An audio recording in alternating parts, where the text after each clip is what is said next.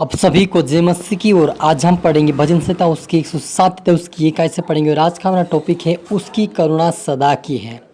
तो यहाँ पर लिखा है कि यहोवा का धन्यवाद करो क्योंकि वह भला है, उसकी करुणा सदा की है। यहोवा के छुड़ाए वो ऐसा ही कहे जिन्हें उसने शत्रु के हाथ से दाम देकर छुड़ा लिया है और उन्हें देश देश से पूर्व पश्चिम उत्तर दक्षिण से इकट्ठा किया है। वे जंगल में मरुभूमि के मार्ग पर भटकते फिरे और कोई बसा हुआ नगर ना पाया। भूखा और प्यासे मारे विकल हो गए, तब उन्होंने संकट में यहोवा की दुहाई दी और उसने उनको सकती से छुड़ाया। हालेलुया। हम प्रार्थना करें। धन्यवाद मेरे ईश्वर, मेरे प्रभु जी, मेरे पिता, आज के वचन, आज के कलाम से मेरे पिता हरीश से बात कर प्रभु जी। जितना आपके बेटा बेटी देखे सुना आज का वचन, वो आशीष बरकत पाए। तेरे मार्ग तेरे वचन पर चल के तेरे राज्य की वारिस बने सोने देश राजा। आज का वचन पिता हरि को के ऊपर तेरी करुणा तेरी दया होने पाए। पिता हरि को तो पाप से बरस छुड़ा और तेरे मार्ग पे चला, तेरे राज्य की वारिस बना सोने देश राजा। सभी आत्मा शब्द पवित्र आत्मा मदद और सहायता कर आप मेरे मुख से होकर बोले। ये प्रार्थना दुआ यीशु के नाम से मांगते हैं, आमीन। तो मेरे जी जो यहाँ पर लिखा है भजन संहिता 107 अध्याय उसकी 1 ऐसे पढ़ा कि यहोवा का धन्यवाद करो क्योंकि वह भला है और उसकी करुणा सदा की है। यहोवा के छुड़ाए हुए ऐसा ही कहें जिसने उसने शत्रु के हाथ से दाम देकर छुड़ा लिया है और उन्हें देश देश से पूर्व पश्चिम उत्तर दक्षिण से इकट्ठा किया है। वे जंगल में मरुभूमि के मार्ग पर भटकते फिरे और कोई बसा हुआ नगर ना पाया। भूखे और प्यासे के मारे वे विकल हो गए, तब उन्होंने संकट के समय यहोवा की दुहाई दी और उसने उनको सकती से छुड़ाया और उनको ठीक मार्ग पर चलाया ताकि वे बसने के लिए किसी नगर को जा पहुँचे। हालेलुया।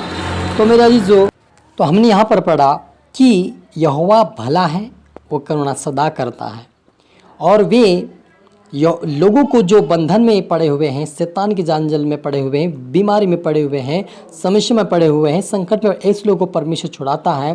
क्योंकि जब मूसा 40 लाख लोगों को जब जंगल से मार्ग से होकर उनको छुड़ाकर जब फिर उनके हाथ से जब ले जा रहा था, तब वे जंगल में भटकते फिर उनको रास्ता नहीं मिला। तब उन्होंने क्या किया, परमेश्वर की दुहाई देना शुरू किया, परमेश्वर प्रार्थना करना शुरू किया और परमेश्वर उनकी सुनकर उनको छुड़ाया और सही मार्ग पर चलाया उनको।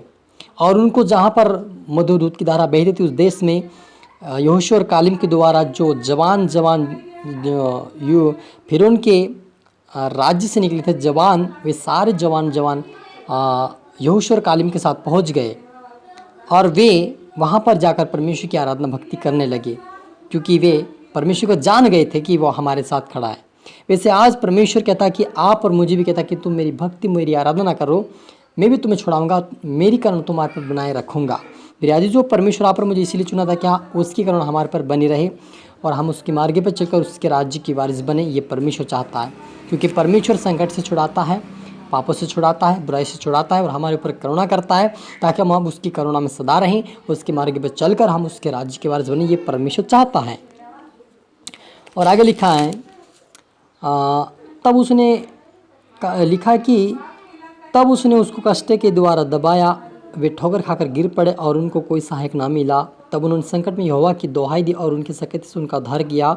उसने उनको अंधियारे और मृत्यु की छाया में से निकाल लिया और उन्होंने बंधनों को तोड़ डाला। लोग यहोवा की करुणा के कारण और उन आश्चर्य कर्मों के कारण जो वह मनुष्य के लिए करता है उसका धन्यवाद किया। हालेलुया। मेरे अजीजों, जब इन लोगों ने जब इनको पानी नहीं मिला, समय पे खाना नहीं मिला, तब बुड़बुड़ा कुड़कुड़ा रहे थे। लेकिन जब रास्ते में कोई कुछ समस्या आई तब ये कुड़कुड़ाए बुड़बुड़ाए भी, लेकिन परमेश्वर की आराधना भक्ति भी कर रहे थे।